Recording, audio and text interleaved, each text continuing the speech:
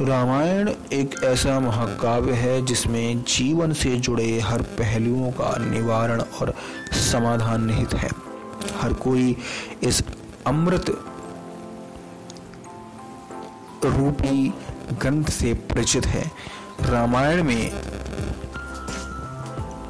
आज भी ऐसे कई रहस्य छिपे हैं जिसके बारे में लोग नहीं जानते। आज मैं उस जगह के बारे में बतलाऊंगा जहां भगवान श्री राम ने खुद समाधि ली थी और बताऊंगा क्या था रहस्य इस समाधि का। 5114 ईसा पूर्व प्रभु श्री राम का जन्म हुआ था।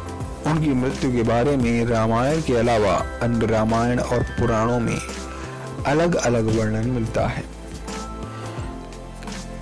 कथा के अनुसार सीता की सती प्रामाणिकता सिद्ध होने के पश्चात सीता अपने दोनों पुत्रों कुश और लव को राम की गोद में सौंपकर धरती माता के साथ भूगर्भ में चली गई।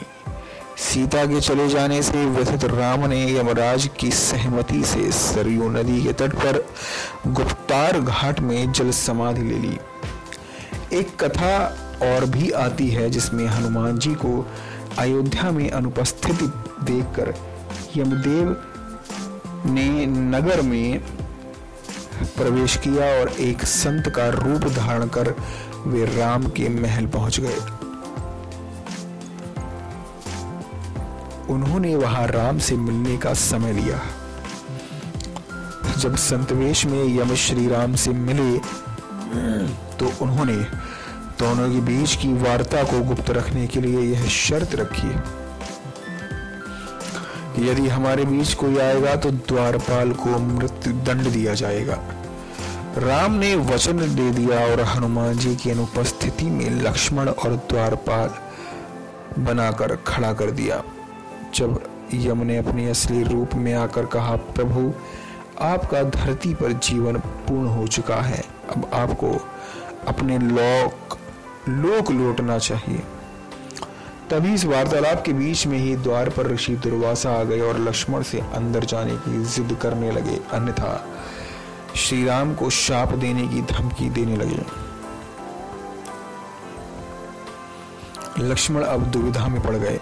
आज्ञा का उल्लंघन करें तो मृत्युदंड मिलेगा और नहीं करें तो मेरे प्रभु श्री राम को शाप मिलेगा। ऐसे में उन्होंने कठोर निर्णय लेते हुए दुर्वासा को अंदर जाने की अनुमति दे दी। वार्तालाप भंग होने के कारण अब श्री राम भी दुविधा में पड़ गए कि लक्ष्मण को मृत्युदंड देना होगा।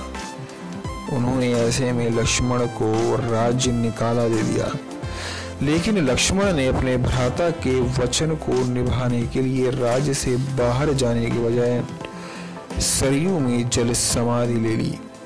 लक्ष्मण के सरयू नदी में समाधि लेने के से राम दुखी हुए और उन्होंने भी जल समाधि लेने का निर्णय लिया।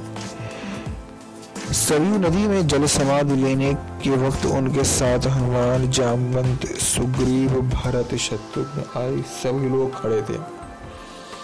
श्री राम सरयू नदी के अंदर समा गए। तब फिर कुछ देर बाद नदी के भीतर से भगवान विष्णु चतुर्भुज रूप में अपने भक्तों को दर्शन देते हुए प्रकट हुए।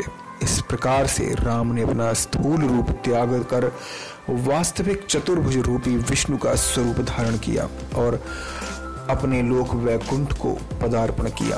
तो ऐसे ही विचित्र और रहस्यमयी कहानियों के लिए हमारे नेक्स्ट 9 स्पिरिचुअल को सब्सक्राइब करें। नेक्स्ट 9 स्पिरिचुअल से अभिषेक चौहान की रिपोर्ट।